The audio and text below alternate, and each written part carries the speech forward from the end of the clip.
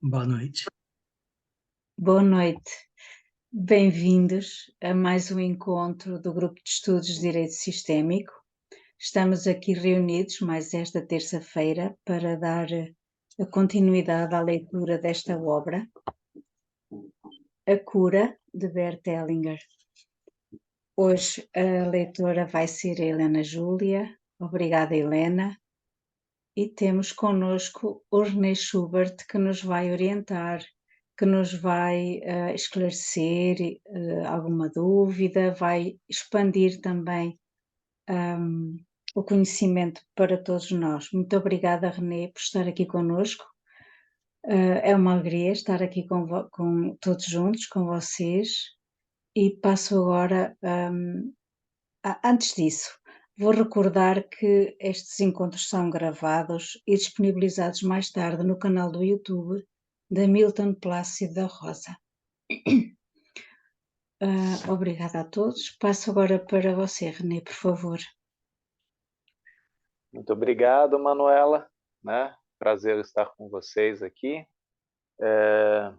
Vamos para o assunto das consciências. Né?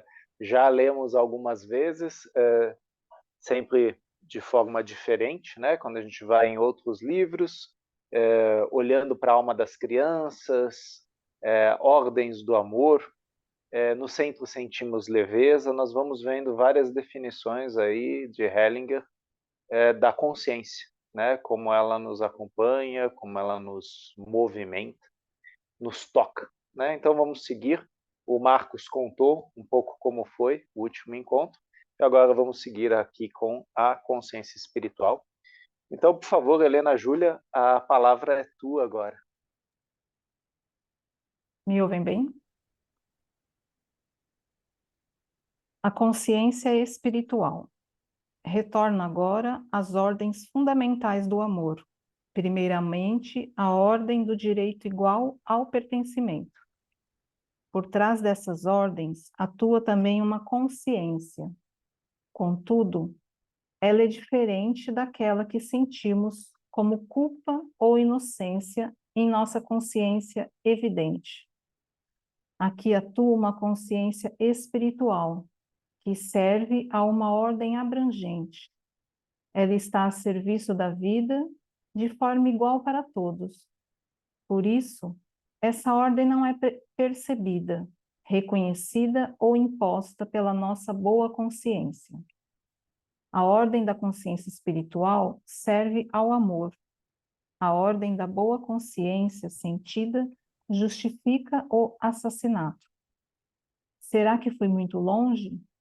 Todos os grandes conflitos, por exemplo, entre as religiões, nas cruzadas e nas grandes guerras da atualidade, são guerras de consciência, nas quais um lado se sente melhor que o outro, e por isso, inocente, devido à própria consciência.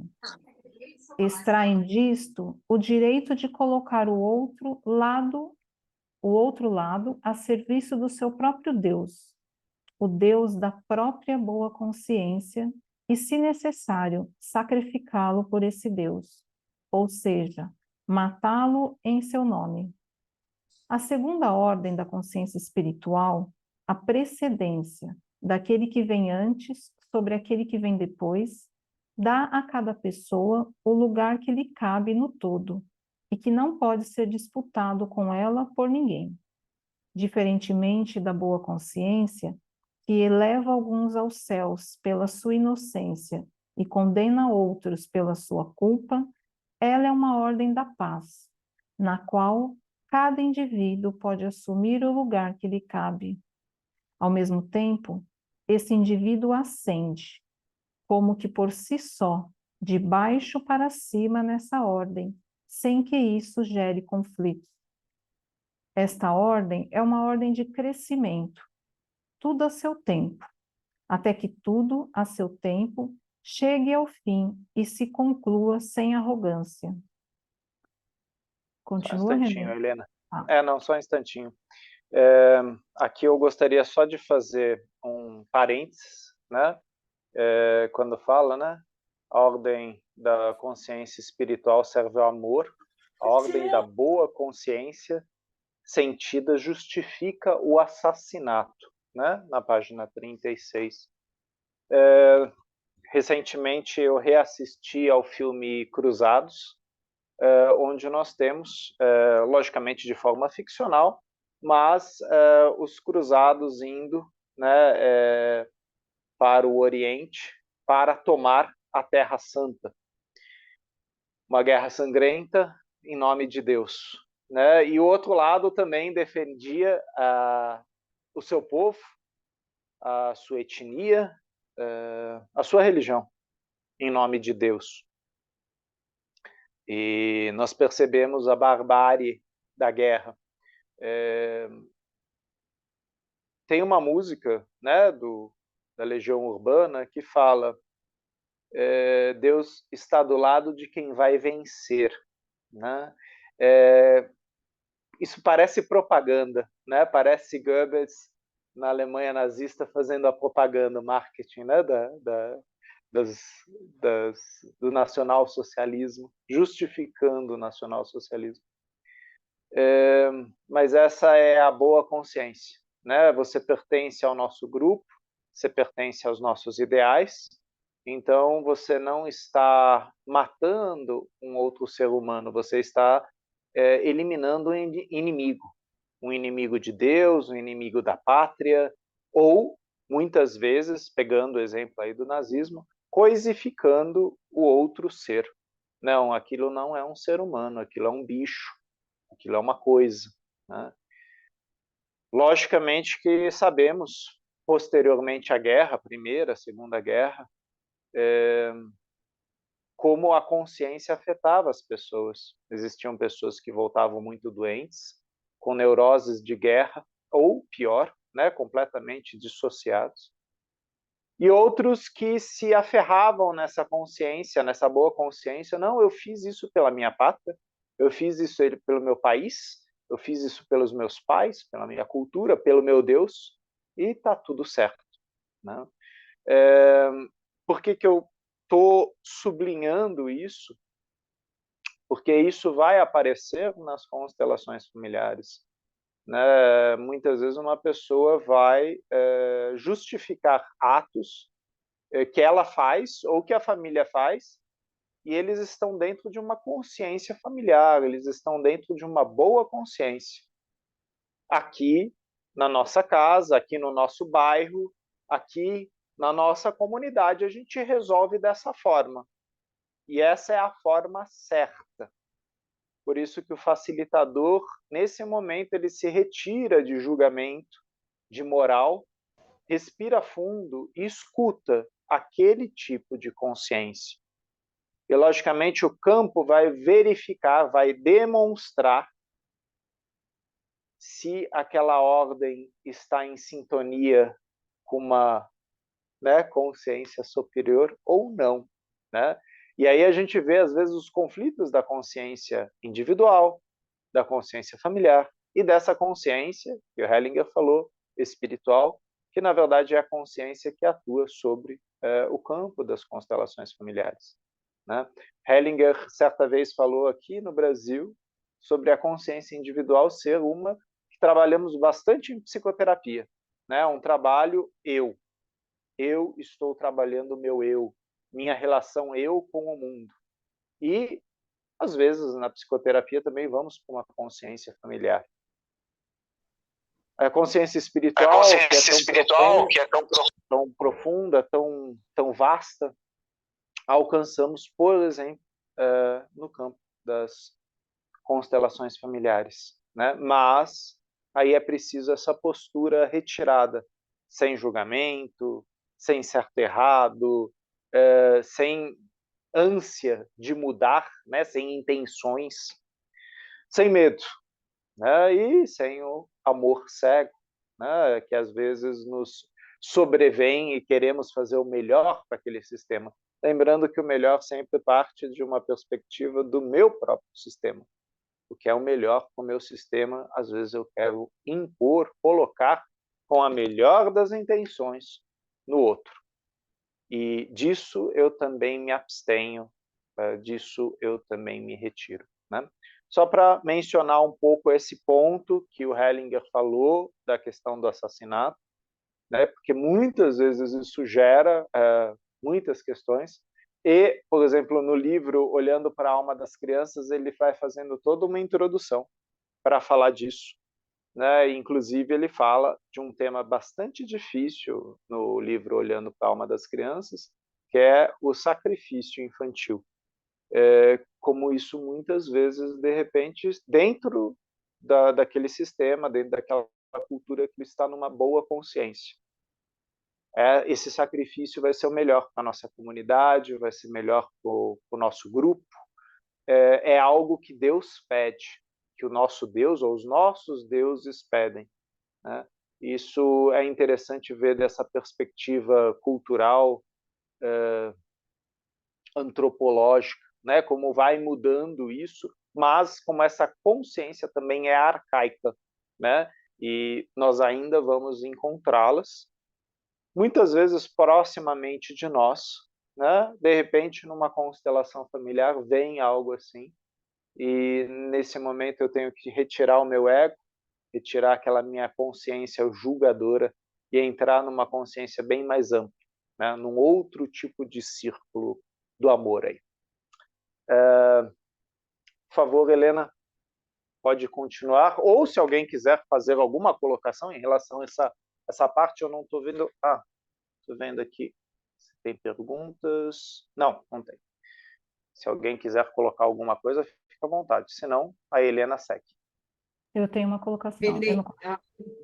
Pode falar.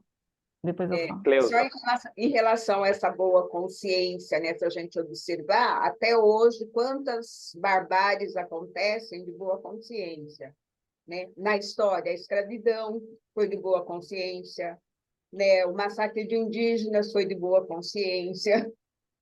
Então, observe muitas barbáries, né? Então, a gente tem que estar sempre atenta a isso, né? Assim, a pessoa está fazendo não é porque ela é má, ela está fazendo em nome de um Deus, em nome de uma soberania, sei lá, né? Está fazendo de boa consciência. Sim. Isso que você traz, Cleusa, me lembra, eu recentemente vi um capítulo da série Outlander, né? E aí mostra, né, os americanos entrando, né? Quer dizer, os ingleses, né? Os britânicos entrando nas terras indígenas nos Estados Unidos, e aí eles encontram resistência. E aí eles falam, nós somos o novo, nós somos a evolução. Eles são atrasados. Nós precisamos erradicar esta terra deste atraso. Então, a boa consciência era, já que eles são atrasados, eles vão morrer, eles vão desaparecer do mapa, e realmente desapareceram, né? Foram erradicados, porque eles eram atrasados, eles não estavam de acordo com aquela evolução, aquele conquistador que estava chegando.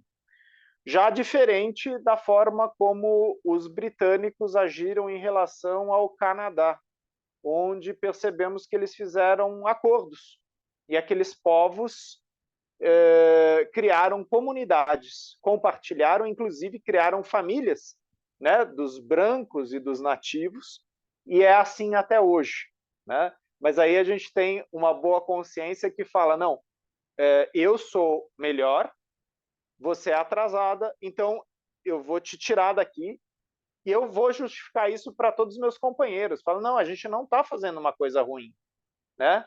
Essa terra aqui foi nos dada por Deus e esse povo não acredita em Deus. Então, justifica tirar tudo daqui. Né? Nós, logicamente, vemos isso em outras séries, em outros filmes, em outras histórias, né? Mas bem lembrado, escravidão, os povos indígenas, quer dizer, por uma boa consciência, eu justifico genocídio, etnocídio, e falo, não, vou... Né? A Roma fez isso também, né? Quer dizer, talvez a base da nossa cultura ocidental, né? Roma destruía tudo com a justificativa de não, são bárbaros, são atrasados, nós estamos levando a cultura e a religião para esses povos, né? Então a gente vê, como dizia Karl Marx, e Bert Hellinger depois retoma essa frase, aquele que não conhece a sua história tende a repeti-la. E Karl Marx fala, né, um povo que não sabe história repete os mesmos terrores desta história, né? E a gente vê isso na sequência da história há muito tempo. E somos todos descendentes, em primeiro, segundo, terceiro, quarto grau, maior ou menor, disso, de romanos, de turcos, de portugueses, de nativos, de afrodescendentes. Quer dizer, é muito difícil, de repente, falar, não, na minha história de vida não há conflitos, não há perseguição, não há dificuldades, né? Talvez você não saiba exatamente de onde vem teus pais, avós, bisavós, tataravós. Quer dizer, aonde vai essa história mais extensa aí? Obrigado, Cleusa. Helena, por favor. Nossa, eu estou sentindo no meu corpo ainda essa fala sua. Não faz nem um mês eu escutei esse exemplo que você deu do filme, né? Eu escutei de uma pessoa falando dos nativos, né? O que seria, né? Vamos dizer assim, dessa terra se não tivesse tido a invasão. E olha, eu tô ainda está reverberando em mim, porque eu tenho, né, origem indígena. Então eu lembro que quando a pessoa falou isso para mim, nossa, isso como se estivesse arrancando um pedaço do meu corpo. E agora você falando isso me veio de novo. Nossa, tô até precisando respirar. E você vê, a gente está em 2023 e as pessoas ainda com essa mentalidade, né?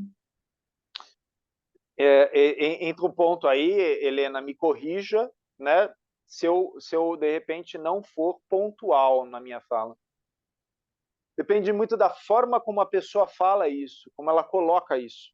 Eu lembro uma vez num seminário com o Peter Spelter, uma moça falou: eu não quero falar do meu avô porque ele não era uma boa pessoa. E o Peter imediatamente fala: eu gostaria de saber sobre ele. E ela: não, eu não quero falar dele, ele era um desgraçado de um bandeirante. E aí o Peter vira e fala: mas se não houvessem bandeirantes, onde estaríamos como civilização hoje? Logicamente, Peter não estava justificando o assassinato de índios, tal, mas ele também estava trazendo esse outro referencial da colonização. E a gente percebe que os povos sempre estiveram em guerra, né? O que você está trazendo é importante, quer dizer, mesmo num conflito, eu preciso honrar, e quando eu falo de preciso, talvez eu esteja falando eu como homem branco, honrar aqueles que caíram, não aqueles que fizeram cair, né? Aqueles que fizeram cair trouxeram evolução, desenvolvimento, mas e aqueles que cederam o espaço, o lugar, que se sacrificaram para que essa civilização pudesse subir, né? Então foi interessante que parecia que o Peter estava defendendo, né, o colonizador, mas ele falou: não, existia um propósito naquela ação. E logicamente ninguém é bandeirante sozinho, né? A gente está falando de uma consciência coletiva, né, dos portugueses que veio e literalmente falou: meu, capina aí, corta aí para a gente montar, fazer castelo, subir a civilização. A questão é que capina aí era destruir o jardim dos nativos, era destruir a medicina dos nativos. Hoje a gente sabe quanto que a gente perdeu, não por causa da ignorância do nativo, mas por causa da nossa ignorância, que é passa fogo, corta tudo, e nisso a gente destruiu realmente uma sabedoria, quem sabe milenar, né? E aí entra a questão do etnocídio, né? Até hoje, poucos sabemos, quer dizer, temos muitas pesquisas, mas ficam muitas lacunas em relação aos celtas, né? Na Irlanda, no país de Gales. porque à medida que os romanos foram vindo, muito disso se perdeu e depois foi substituído pelos bretões, pelas invasões vikings, pelos teutões, quer dizer, foi misturando, mas assim, se perdem preciosidades porque não tinha uma escrita, não tinha um Google, não tinha como você guardar aquela história era passada de um para outro, né?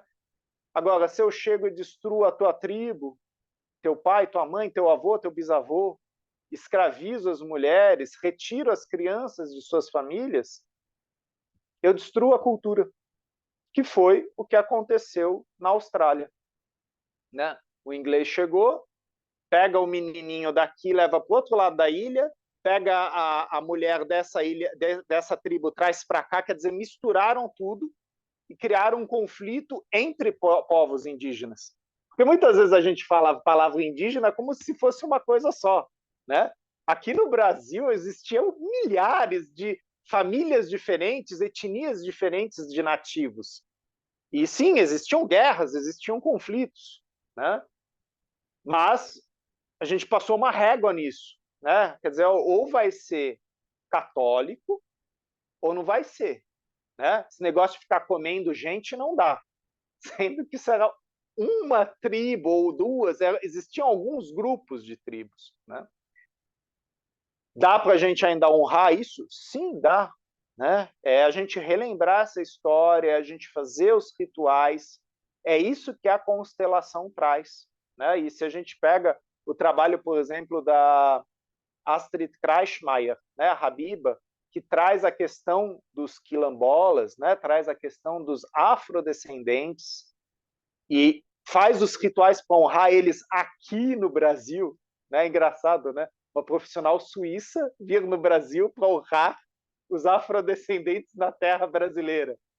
Ou facilitadores brasileiros que fazem rituais para honrar os nativos aqui na terra brasileira, né? É o caminho, né? Ao invés de soltar uma frase, ah, não, isso daí é passado, é melhor assim porque agora a gente é civilizado. O preço é, qual o preço da civilização, né? A carta que Einstein escreveu para Freud, Freud respondeu para Einstein, por que a guerra? Né? E eles se questionam exatamente isso, dois judeus que foram expulsos, né, de sua terra, de sua pátria, se questionando o que movimenta o ser humano para a guerra. Porque o que eles viam era um atraso tecnológico, um atraso humanitário, né? E depois eles chegam no lugar que, ok, isso sempre existiu, né? Como que a gente pode honrar, como que a gente pode fazer a diferença com isso que está acontecendo aqui? Einstein fez isso lá nos Estados Unidos, o Freud fez isso lá da Inglaterra, né? Mas que diferença, Helena, Júlia, ou nós que estamos aqui podemos fazer para os nossos ancestrais que foram vilipendiados, traídos, esquecidos, excluídos? E aí a resposta vem de Bert Hellinger, né? Unir aquilo que foi separado, né? E esse é um processo, sim, longo, por vezes dolorido, né? Porque eu não tenho dados, mamãe não tem dados, vovó não tem dados. Aí chega um cara, facilitador de constelações familiares, e fala: olha, tem um ancestral aqui, assim, assim, assado. E de repente algo no meu corpo fica quente ou frio, mas assim, algo mexe. Eu sinto um arrepio. E de repente me vem uma oração, me vem uma forma de honrar aquilo que talvez seja, né? Mas aí aquela coisa, né, de Helena, por muito tempo você teve isso no teu grupo, aquela frase do Bert Hellinger: as histórias que nos comovem nos movem. Era o que o Bert Hellinger fazia, ele contava uma história e de repente eu lá no público, nossa, é a minha história. Não, era uma história do povo. Ele falava das almas do povo. Ele falava de afrodescendentes, falava de nativos, indianos, russos.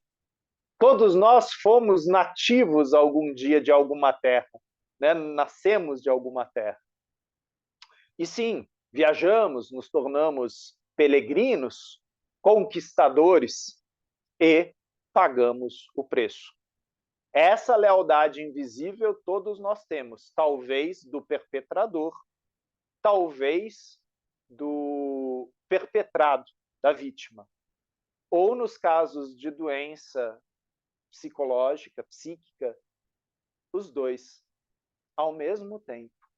E a gente não sabe quantos dois perpetradores, quantos dois vítimas falam no meu corpo, gritam no meu corpo, choram no meu corpo. Né? E só complementando ainda, né, Helena, eu tive recentemente um cliente meu, ele sofre do transtorno obsessivo compulsivo, e ele entrou naquela religião, como que ela chama?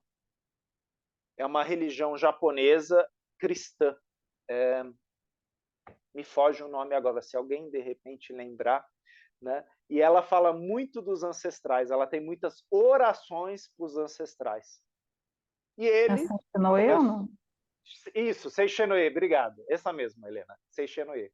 E ele começou a fazer algumas orações, e mesmo sendo uma pessoa racional, mesmo sendo uma pessoa cética, ele começou a falar, eu não sei, eu faço essa oração, eu começo a chorar. Mas eu não tenho vontade de chorar, as lágrimas caem. Eu falei, bom, então continua fazendo a oração. Ele falou, mas eu estou chorando por quem? Eu falei, essa é uma boa pergunta. Por quem eu choro? Por quem eu oro? Né? E aí uma frase, né, que recentemente eu li da doutora Guni Baxa, de quem é o coração que bate aqui no meu peito? E às vezes não é só o meu, são outros que batem também. Legal, obrigado pela colocação, Helena. Ô, Renê, meu coração ficou bem aquecido, viu? Depois de tudo que você falou. E acalmei. Obrigada. Obrigado. E aí, eu posso colocar o que eu ia perguntar? É que você começou a Opa, falar do filme e olha, nossa, mexeu muito. desculpa, te Não, cortei. fica tranquilo. É que assim, eu ia falar de um assunto, aí como reverberou, eu falei, não, eu preciso falar isso antes. Na página 36, lá no final, quando ele começa a falar da segunda ordem, antes do último parágrafo, ele fala assim: ao mesmo tempo, esse indivíduo ascende, como que por si só, de baixo para cima nessa ordem, sem que isso gere conflitos. E aí, o que que me veio? A pessoa que está no nível da consciência espiritual, ela não vai entrar em conflito, mas ela vai estar, né, vamos dizer assim, prosperando, né, ascendendo na vida, mas isso não impede que o entorno fique em conflito por conta dela, né? É isso. Porque quando ele fala aqui Talvez, que não gera conflito, é como se assim, os conflitos cessassem. Mas eu como indivíduo não vou entrar nesse conflito, mas eu estou centrado, à minha volta está essa, sei lá, gente me achovalhando, né? Me criticando, e eu estou ali, centrada. É isso. Em alguns essa, momentos. essa, essa, essa sua questão talvez seria interessante, eu não tenho esse livro em alemão, mas talvez verificar essa questão da sequência da tradução, se a pessoa ascende sem conflitos ou sem resistências. Porque, sim, o que você está falando, eu entendo muito bem dessa maneira. Você ascende, você é uma pessoa espiritualizada, então você, de repente, fala coisas que me tocam. Isso não me gera conflito. Mas na hora que eu vou questionar o que você me disse, e me viro ao lado e converso com o José, com a Maria, isso vai gerar conflito. Porque, na verdade, você está falando de um lugar e eu estou escutando, interpretando de outro. Quem está alinhado com a consciência espiritual não precisa do ego. E é complicado isso. Né? Às vezes a gente sente isso no campo. A gente respira fundo e a gente conversa com o campo. E a gente não retruca, a gente não arruma, a gente deixa. E tem outras vezes que a gente vai arrumar, que a gente vai mexer. E aí a gente percebe que isso causa, sim, conflitos dentro do campo. Por quem? Pelo facilitador. Ele está mexendo demais. Ele está cutucando. Ele não está escutando o campo. É algo a ser lapidado, né? Nas ordens da ajuda, nas ordens do amor. Né? Eu realmente conseguir esse lugar vazio. E talvez esse lugar vazio seja de contato maior com essa chamada consciência espiritual. Logicamente que já que a gente está num grupo de estudos, a gente está fazendo exatamente isso. A gente está colocando uma lupa do nosso ego, da nossa racionalidade, sobre algo que é sentido no corpo. Né? É que nem o campo das constelações. A gente pode tentar explicar de N formas aqui, mas é uma sensação. É um fenômeno que nos toma e move e atua. Né? E eu vou conseguir dar metáforas para você, mas eu não vou conseguir explicar estatisticamente. Por isso que, sim, constelação familiar não é ciência, no sentido racional. Né? Realmente, a gente teria que desenvolver uma outra forma de validação, de análise, de leitura da constelação familiar, que Bert Hellinger fez através da escrita, do caso a caso, da descrição de constelações. Agora, isso não é estatística, isso não é ciência racional. Da mesma forma que eu não posso avaliar o inconsciente com um tubo de ensaio. Sinto muito, as descobertas de Freud foram a partir do consultório, com cada paciente, ele foi descobrindo o inconsciente, as dinâmicas do inconsciente. E também, psicanálise é do caso a caso, do estudo de casos, da escrita de casos. Eu não consigo isolar o inconsciente. Eu não consigo criar uma regra que vale para todos.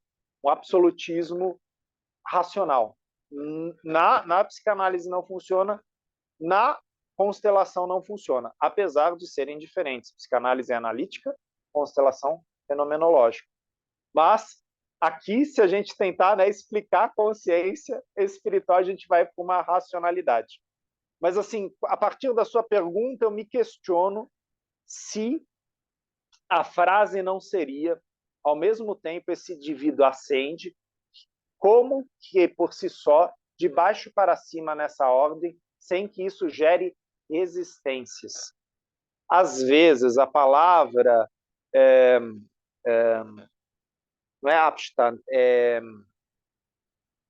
Instand de resistência, também é lida como conflito. É porque o conflito trava, ele bloqueia. A pessoa ela não vai ter resistência nem conflito, ela vai, ninguém vai barrar ela. Mas isso não quer dizer que você que está numa consciência individual, está numa consciência familiar, não vai entrar em conflito com outros que estão lá. Né? É aquela coisa que a gente às vezes percebe, a gente está numa reunião em família e os adultos estão lá debatendo, sei lá, futebol ou alguma coisa. De repente, a criança de 5 anos solta uma palavra profunda, que todos os adultos calam e falam, que criança é essa? Né? Que o Hellinger fala da pureza. As crianças estão em contato com uma consciência espiritual. E ela volta a brincar, como se ela não tivesse dito nada. Mas aquela palavra, aquele gesto, por um tempo, ele faz com que todos vão para um outro lugar.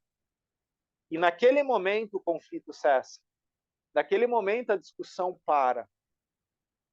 Isso é um relato que eu tenho muito aqui. Né? Muitas mães falam isso. Ai, meu filho é uma pessoa de outro mundo, tal.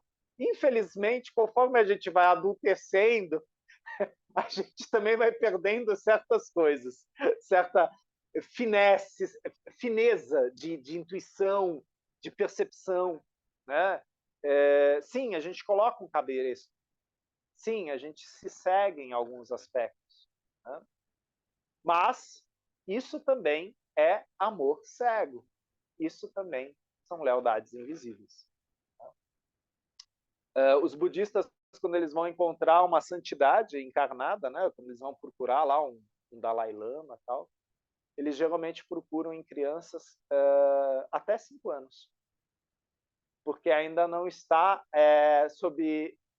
tão forte, né, sob pertencimento da família, né? Então, percebe mais claramente, talvez, essa consciência espiritual.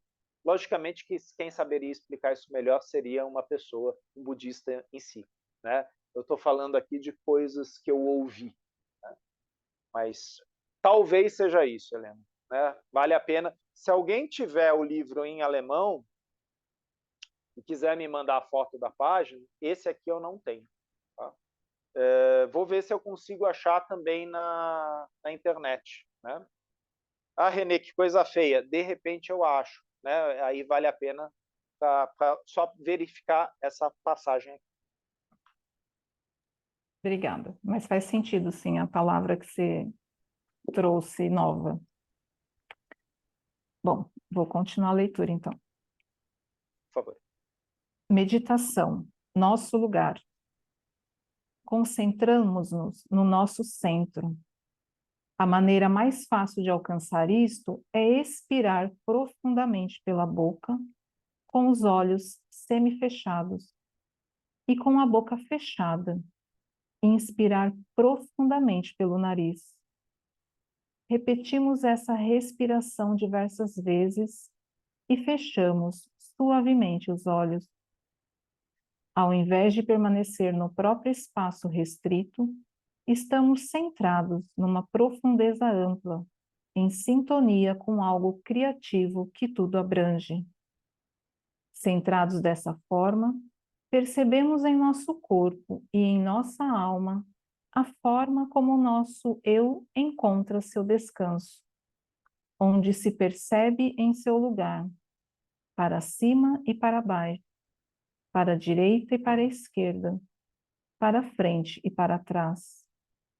Ao mesmo tempo, percebemos em que parte de nosso corpo falta alguém, onde há uma lacuna que alguém deve ocupar para que a mesma seja preenchida. Quais são os excluídos em nossa vida, em nossa família? Quais são as pessoas de quem estamos separados? Quais são as pessoas sobre as quais nos sobrepusemos? Quais são as pessoas a quais nos submetemos, sem tomar diante delas o lugar que nos cabe? Esperamos até que nós e todas elas tenham tomado os lugares que lhes cabem. Damo-nos as mãos serenamente, olhamo-nos nos olhos e dizemos a nós mesmos e a elas: sim. Após alguns instantes, percebemos em nosso corpo e em nossa alma o que mudou. O que se tornou mais leve? Para onde se esvaiu a nossa pressa? Qual é o sentimento de bem-estar que temos no lugar que nos cabe? O que se curou em nós? E, de repente, onde ficaram nossa inocência e nossa culpa? Elas ainda importam? A necessidade de compensação. Só um instantinho, Helena. Eu vou só voltar aqui. Esse primeiro parágrafo, ele é uma coisa que na Alemanha o Hellinger fazia com todo mundo. Seja novato, seja constelador experiente, a pessoa entrava no campo, ele falava: sammel dich, centre-se, olhos abertos, inspire pelo nariz, profundamente, e solte, às vezes a boca um pouco aberta ou fechada, profundamente, algumas vezes. E a partir do momento que você sentir algum movimento no seu corpo, não na sua cabeça, mas no seu corpo, você cede a esse movimento. Ele sempre fazia isso. E eu percebo que, às vezes, né, a gente já está, de repente, fazendo workshops de constelação, vivência, E a gente esquece de sintonizar o nosso cliente, o nosso representante nisso, levar ele para o corpo, né? E é importante fazer isso, né? Lembrar ele do corpo, fazer ele trazer ele para a presença desse corpo. Eu já percebi muitas vezes durante um trabalho de constelação que a pessoa perde a conexão com o Wi-Fi, né? Ela desconecta. E aí o que você faz? Olhos abertos. Inspira pelo nariz, solta e sente o seu corpo, sem intenção, sem julgamento. É interessante, são poucas palavras que fazem a pessoa novamente entrar em contato com o campo ou se conectar ao Wi-Fi, né? Esse grande campo ciente de informações, né, das constelações familiares. Né? Então, só fazendo essa pausa, Helena, porque assim, esse pequeno parágrafo, ele fala de uma coisa que muitas vezes a gente pergunta, então, o que é centramento? Como assim me centrar? Centrar onde? No corpo. Né? Voltar para o corpo. E aí, né, talvez vai ter discussão aqui ou não. Não sei quantos de você, né, o Eurico está aqui, o Celso está aqui também, assistiram ao filme da Barbie. Né? E assim, alerta de spoiler, né, que eu vou fazer um spoiler.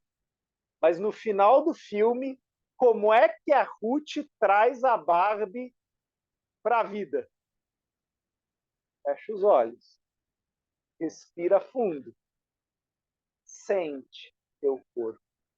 O que tem aí? É isso, você aterrar em você, você entrar no seu corpo. A gente tantas vezes está desconexo de nosso corpo, desconectado, dissociado de nosso corpo. E William Manley fala, na constelação familiar, o nosso corpo é a bússola. Por isso que o facilitador tem que estar atento também ao corpo dos representantes, porque é uma bússola, ele está mostrando direções. E se nosso representante, se o cliente desconecta, a gente ajuda ele a se conectar novamente, a entrar na presença corporal novamente. Vera Lúcia, você está com a mão levantada, você quer fazer uma pergunta? Quero fazer uma pergunta. Por favor. Geralmente, quando nós iniciamos essa respiração, é de olhos abertos, e depois a gente de olhos fechados. Então, de olhos abertos, nós nos conectamos com a respiração, esse ar que entra, esse ar que sai, aí fecha seus olhos. Isso daí, você está querendo dizer que é o contato conosco e o contato com o interno e o externo no aqui e agora? Abrir e fechar o olho. Fechar contato com o interno, abrir com o externo. Sim e não, mas vamos lá, vamos por partes. Na constelação, com o nosso representante, sempre olhos abertos. Sempre. Por quê? A partir do momento que você fecha os olhos, você vai entrar nas suas imagens, Vera. Então, é aquela coisa, se eu fizer uma visualização com vocês, eu provavelmente vou pedir, vou falar, se vocês quiserem, fechem os olhos, porque vocês vão respirar e vocês vão entrar nas suas imagens. Tá ótimo. Agora, durante uma constelação, se você entrar nas suas imagens, você talvez vai entrar na sua constelação familiar. E você não vai mais estar representando no campo. Você vai estar como paciente, cliente no campo. Então, o facilitador ele também olha para isso. Lógico, existem momentos na constelação onde os olhos pesam muito e vem quase que um desmaio sobre nós. E o Hellinger falava, se vem essa sensação, verifique se você precisa se deitar, se você precisa se encostar, né? Que é uma sensação de realmente perda de forças. E, nesse caso específico, às vezes, os olhos ficam semicerrados. Mas o facilitador fica atento. Porque se o cliente fechar os olhos e for para as suas imagens, talvez ele vai começar a trazer essas imagens para o campo das constelações. Né? Então, No campo das constelações com os representantes, é de olhos abertos, inspire profundamente e solte o ar. Né? Eu costumo pedir para manter a boca levemente aberta, né? E sinta seu corpo. Se houver algum movimento, algum impulso, ceda a ele, sem intenção, sem julgamento. Agora, estamos todos nós aqui, vamos fazer uma meditação. O Hellinger fazia meditações com a gente, ele falava, sentem-se, pés no chão, de forma confortável, inspirem profundamente, expirem, fechem os olhos. E aí ele fazia umas 3 inspirações com todo mundo. E aí ele começava a conduzir a metáfora, a visualização, o que quer que seja, a meditação, né? Mas sim, se eu fecho meus olhos, eu vou para o meu mundo interno. Você falou isso, e é isso mesmo. Fechei os olhos, eu vou para o meu mundo interno. Abro os olhos, eu fico em contato com a realidade externa. E quando eu estou numa constelação, realidade externa são vocês. Né? Eu estou em contato aqui com vocês, eu estou vendo vocês, eu estou conectado com o movimento que vocês estão fazendo. Isso interfere no campo? Interfere. Tanto que, se de repente uma pessoa está muito desconectada do campo, a gente percebe que aquilo vai desconectando os outros, vai criando um fenômeno cadeia. Nesse sentido, o facilitador ele também é um zelador. Ele cuida do campo, ele cuida dos representantes, ele cuida do cliente, né? Para a gente verificar se existe algum risco para o representante, para o cliente, ou até para nós mesmos, né? Isso está dentro das ordens da ajuda, isso está dentro das ordens do amor, né? Mas falo para você de tanto ouvir o Peter e a Tsuyuko repetirem, de tanto ouvir o Bert repetir isso, a Úrsula, o Stefan, né? Recentemente o Stefan fez a mesma coisa, né? O cliente estava fechando os olhos, ele chegou bem perto, ele falou, abra os olhos. E aí o cliente abriu, ele falou, tente manter os olhos abertos, né? Exatamente para ficar em contato com o campo, com o externo. Né? Então, a gente verifica com o cliente ou com o representante. O representante. Sim, sim. Agora, quando nós fazemos assim vamos imaginar, quando eu começo a fazer um atendimento, eu procuro fazer uma centralização. Então, eu, de olhos abertos, né, logo que inicia, depois fecho os olhos e faço essa respiração que você falou, né, com os pés no chão, coluna reta, peito aberto, né, com os olhos fechados, e no final a pessoa abre. Então, a minha intenção é que a gente comece aquele momento daquele trabalho centrados. Uhum. Ok. Ok. Sim. Lógico que eu sempre vou verificar, Vera, existem clientes, principalmente no trabalho individual, que às vezes fechar os olhos para eles é perigoso, eles dissociam. Então eu também verifico isso, né? Se o cliente se sente mais à vontade, mais seguro, com os olhos abertos, não tem problema. Então eu nunca imponho, fecho os olhos. Se você quiser fechar os olhos, pode fechar os olhos, né? Às vezes, para visualização, até no campo, né, individual, eu falo, olha, eu vou pedir para você visualizar seus pais. Fechando os olhos, talvez seja mais fácil. Mas existem clientes que não fecham os olhos. Tá tudo certo. Eu não vou impor isso, né? Mas eu vou sugerir isso, né? A questão do centramento eu percebo muito pela observação do peito, né? Do peito e até aqui no nariz, como o cliente está respirando, né? A gente percebe que quando ele começa a ficar eufórico, nervoso, talvez ele esteja chegando num ponto muito importante ou muito perigoso. Ou seja, o tempo todo eu estou atento às reações do meu cliente. No trabalho individual, sem sombra de dúvida. No trabalho em grupo, eu estou intercalando entre o meu cliente e os representantes, mas sempre atento, né? Por exemplo, Teve uma vez que a Ursula Frank falou isso. Estava tendo uma constelação e a menina fez assim, né? A cliente, desculpa, a cliente fez assim. E aí a Úrsula sentou ao lado dela, ela falou,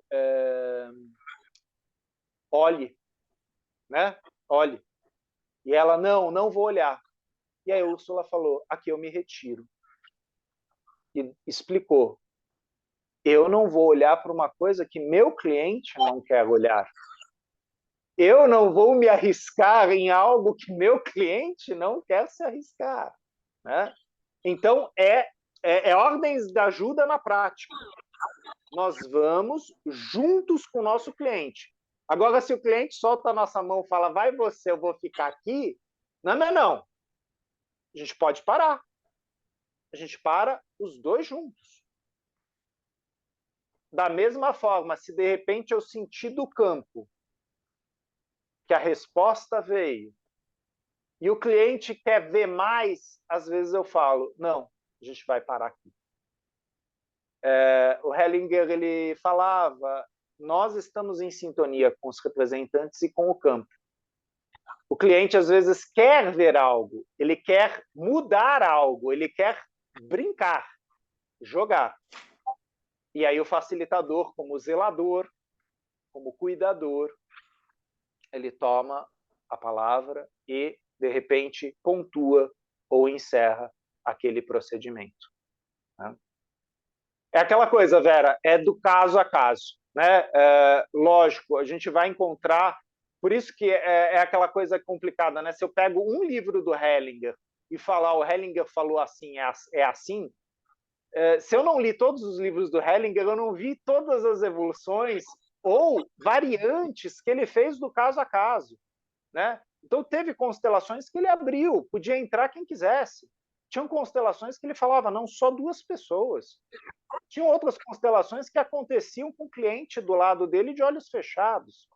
Né? Então, a gente percebe, existem sim várias formas de proceder, e conforme a gente vai lendo Hellinger, vendo os trabalhos dele, a gente vai vendo como ele foi agregando ferramentas da análise transacional, da hipnoterapia, do psicodrama, da psicanálise, e até o final da vida ele não parou de estudar. Né? Foi muito interessante em 2014, né, quando ele falou, né, agora eu sigo Sophie Hellinger, ela que segue em frente.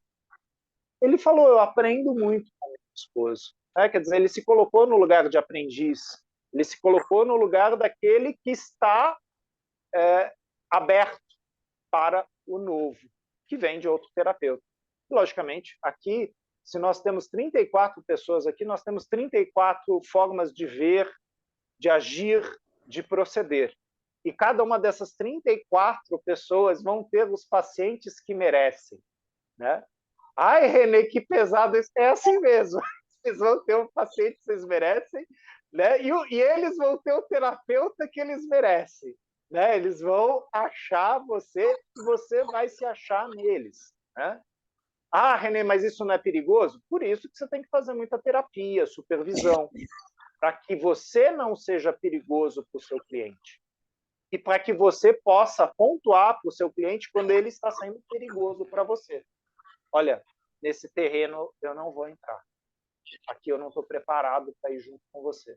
E sim, isso é autoconhecimento, isso é autodesenvolvimento essencial para nós, terapeutas, buscadores, ou aqueles que estão aprendendo o caminho. É isso, Vera? Posso Obrigada. passar para a Obrigado. É isso, obrigada. Obrigado pela sua colocação, muito importante isso. Né? E volto a falar, esse parágrafo do Hellinger é precioso. Fernanda, por favor, bem-vinda ao nosso grupo. Muito obrigada, feliz em estar aqui, obrigada pelo convite, obrigada pela acolhida. E como tu disse, esse parágrafo, esse foi um dos primeiros livros do Bert que eu li, né? A área linguagem do corpo, microexpressões, era algo que eu estudava antes das constelações. E aí, quando eu li esse trecho, eu sou renascedora, né? Trabalho com renascimento também, e praticante de yoga. E nesse parágrafo tem algo que me chamou muito a atenção, na primeira vez em que eu li, aonde ele fala que primeiro a gente exala, né? A gente lê ali, ó, a maneira mais fácil de alcançar isso é expirar profundamente pela boca, com os olhos semifechados. E com a boca fechada, inspirar profundamente pelo nariz. Ele nos convida a esvaziar antes, porque algo que já tem não cabe mais. Então, acho que esse é o nosso grande treino, né, de entrar no não sei, entrar nesse vazio. Só que aí, tudo bem, né? Porque se a gente parar para pensar, quando a gente fala respira, é como se fosse algo instantâneo, a gente, né? Ao contrário de segurar o nariz, né? Soltar pela boca e contrair o abdômen, para depois inspirar.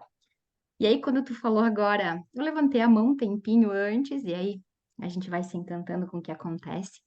Tu disse, aí chegou uma hora, uma altura do tempo, que ele disse, agora eu sigo Sophie Hellinger, né? E aí eu tinha deixado separado enquanto tu falava, porque o ano passado, em dezembro, eu tive a oportunidade, então, de conhecer essa dita Cosmic Power, né? E essa é a base da respiração do Cosmic Power. Sophie sempre pede que primeiro a gente solte todo o ar pelo nariz, contraindo baixo o ventre, e depois fechando a boca e inspirando profundamente pelo nariz. E aí é um convite bem interessante que ele faz já, né? Nessa segunda frase, de a gente começar a perceber se primeiro a gente está esvaziando ou se a gente está querendo colocar mais coisa dentro, né? Então, não sei se colaboro, né? Minha primeira estada por aqui. Não, com certeza, com certeza. Você, na verdade, acrescentou uma coisa. Em alemão, o Hellinger, antes de falar einatme, né? Então, inspire, ele falava leere dich. Leere dich é esvazia-te, né? Então, leere dich, e logicamente, para quem estava lá, era aquele aquele exalar, sabe? E aí puxar, né? Então são exercícios de consciência, porque a gente realmente não se apercebe, né, de como estamos respirando, como está o nosso corpo, né? Eu já falei para alguns aqui essa cena, uma das vezes que eu sentei ao lado do Hellinger, ele olhou para mim, riu e falou: "Você está com medo?" E eu olhei para ele e falei: "Não." Só que eu estava com o braço fechado e a perna cruzada. E aí ele riu, bateu assim na minha perna e ele falou: "Descruza." Você falou: "Descruza." Aí na hora que eu descruzei, pus as mãos sobre os joelhos, ele falou: "Respira." Né? E aí, isso é uma coisa muito interessante no alemão. Você tem o respira, inspira, expira. Então, muitas vezes fala atme, né, que lembra atman. Atme. Atme segue o teu fluxo. E aí, quando fala einatme, você conscientemente puxa para dentro. Ausatme, para fora. Né? E muitas vezes, como você colocou, para manter uma coisa afastada de minha consciência, de meu corpo, eu inspiro apenas. A minha respiração é principalmente aqueles soquinhos para dentro. Eu vou enfiando ar para dentro. E eu não consigo tirar. Existe aí toda uma questão também de desapego, capacidade de soltar, tal, mas tem a questão de, às vezes, sobrepor uma coisa na outra. O Hellinger observava isso tudo antes do tema ser colocado. Então, era muito interessante que ele via você chegando, ele já estava observando teu passo, teu compasso, a forma como você sentava, como você respirava, como saía o tom da sua voz. E muitas vezes a gente começava a falar com ele, a gente dava uma gaguejadinha, né? A gente estava ansioso, tal, dava... E aí ele falava: respira, respira, se concentra, se centra. Né? A gente geralmente fala se concentra e a pessoa começa a respirar inconscientemente se centra de forma bem consciente, eu inspiro e expiro. Sim. É um exercício, e sim, o Cosmic Power veio aí para trabalhar um pouco o corpo do facilitador, né? Uhum. Sim, o Hellinger trabalhava isso, mas foi mais para o final, né? Porque no começo eram muito as rodadas, né? Ele traz muita coisa aí, tanto da análise do grito primal, né? Da terapia primal, da análise transacional, da gestalterapia, quer dizer, essa coisa do pau que fala, né? O talking stick, né? Que ele também traz aí da África, dos Zulus, e o fato de que todos podiam colocar a sua palavra, né? E que Uhum. muitas vezes, na hora da palavra do outro, meu corpo começava a reagir, né? Sim. E lá começavam os exercícios, as constelações, Uhum. as dinâmicas, as meditações. Sim. Mas com o tempo isso ficou cada vez mais claro, tanto que a doutora Ursula Frank vai para a Somatic Experience, a Karen Schober vai para a Somatic Experience, vão trazendo esse referencial para o facilitador, quer dizer, o facilitador se cuidar quando ele está no campo e para ele Sim. poder orientar o cliente. O que acontece se meu cliente dissocia na minha frente? O que eu faço? Né? Onde que está o extintor para eu associar ele de novo? Não tem. Né? Você tem que trabalhar o corpo dele. Aí o que eu Uhum. faço para o resto do grupo? Né? Pede para todos entrarem num estado meditativo, respirarem, enquanto você vai trabalhando o aterramento daquele indivíduo. E aí você deixa ele de lado, você não vai trabalhar com ele, você fala, você vai ficar quietinho aqui, deixa isso processar, porque isso também é um aprendizado para ele.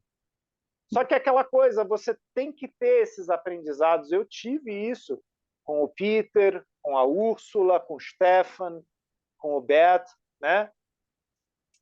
Lembrando novamente que lá na Alemanha, os primeiros grupos de consteladores eram todos psicólogos e psiquiatras, neurologistas, eles eram da saúde. E sim, é importante para o nosso campo, o campo brasileiro, que são profissionais que não são da saúde, ter esse aprendizado. Né? Sim, procurar yoga, procurar formas de você se centrar, aterrar, somatic experience, traumaterapia, linguagem do corpo, é fundamental para o facilitador. Renê, mas é muita coisa para estudar. A Cleusa que o diga, né? O Eurico que o diga. A gente sabe, a gente estuda pra caramba o tempo todo. Sim. E sempre vem alguém e fala alguma coisa, você falou da inspiração, eu pensei aqui, putz, esqueci da inspiração. Você sempre algo vai faltar. Você não é completo. É. Né? E tu E sabe, assim, Renê, que esse movimento da gente, como através do renascimento, a forma com que nós respiramos enquanto indivíduo, a gente consegue perceber a personalidade da pessoa na forma que ela respira. E aonde há um trauma, a gente trancou o ar. Quando a gente chega do lado do terapeuta, né? Obviamente, Bert Hellinger, mas se eu sentar ao teu lado e tu me pedir, Fernanda, qual é o teu tema? Por mais que a gente estude N terapias, né? E, enfim, aquilo que é um trauma para nós, que é uma dor, que é algo que precisa ser visto, a gente não respira, a gente segura, né? Para pensar agora se tu toma um susto. O que acontece, né? Quando a gente se assusta, a gente tranca. Então, é um não. Quando eu consigo esvaziar esse lugar, eu solto esse lugar, é como se a gente conseguisse respirar isso. E aí eu consigo aliviar para que algo novo possa ser visto, ser integrado, porque não adianta só tirar. E o que vai ser colocado ali, né? Então eu preciso soltar para que algo novo possa chegar. Se a gente observa a nossa respiração e esse trancar que a gente dá, então realmente o soltar, eu acho que é isso. E agora eu não sei se eu não estou alucinando aqui, né? Mas quando eu li, me remeteu a isso. O trauma é um trancar. E se a gente convida, seja o representante, porque ele pode, como tu disse, vai para o mundo interno e levar para algo que é dele e não do campo, né? E não que também não faça parte do campo, mas se eu consigo esvaziar esse lugar, né? Talvez fique mais fácil. Obrigada, tá? Obrigada pela oportunidade. imagina. isso me fez lembrar a doutora Úrsula, né? Ela sempre falava da constelação do problema e da constelação de solução. Logicamente que nem sempre ela seguia esse modelo, mas era muito comum ela, de repente, no meio da constelação, ela falar: observem, uma profunda expiração, que era quando o cliente finalmente... E muitas vezes ela estava no campo e o Thomas, marido dela, estava junto com a cliente, às vezes fazendo um trabalho de holding, né, estando na presença junto com ele. E aí ele, de uma maneira bem exagerada, soltava, e ela estava de costas, ele soltava. E aí ela sabia que a cliente lá atrás tinha algo no campo, soltou. Né? Então, eles ficavam o tempo todo observando realmente essa coisa da inspiração, expiração, travamento. Às vezes a gente chega para o cliente e fala: você pode respirar, tá? Porque o cliente está tá travadaço. Solta. Né? E sim, às vezes antes de uma constelação, como a Vera mencionou aí, eu faço um exercício de respiração, faço uma movimentação corporal, né? Realmente para o indivíduo talvez se esvaziar, e é difícil a gente falar resetar, né? Tá totalmente vazio, não dá, mas assim, ok, agora eu estou aqui para isso, eu estou disponível para isso. Né? Para mim, a melhor coisa são as meditações, né? E nisso Hellinger tem N para nos presentear. Mas sim, a Úrsula fazia exercícios corporais, ela fazia o pessoal levantar, fazer movimentos físicos. E no final tinha aquele que você subia a mão e descia e fazia, soltava. Né? E aí, trabalho com as constelações. Obrigado, Fernanda, pela tua contribuição. Né? Obrigado, Helena, pela leitura. Né? Eu acho que vamos chegar a um encerramento aqui. Semana que vem, né, vocês levam as dúvidas difíceis para o Marcos e eu passo a palavra para a Manuela. Por favor, Manuela. Obrigada, René. Muito obrigada por estar aqui conosco, por nos ajudar a destrinçar estas questões tão, às vezes, difíceis de entender. Trazer uma luz, uma ampliação de consciência para todos nós. Muito obrigada. Muito obrigada, Helena. Muito obrigada a todos, às questões que colocaram. Desejo-vos uma excelente noite e até à próxima terça-feira. Sejam todos bem-vindos. Boa noite. Boa noite, Tchau, pessoal. boa Boa noite. noite. Até Boa terça. noite, muito obrigado. Gratidão, Renê. Gratidão, Manuela. Obrigada. Tá.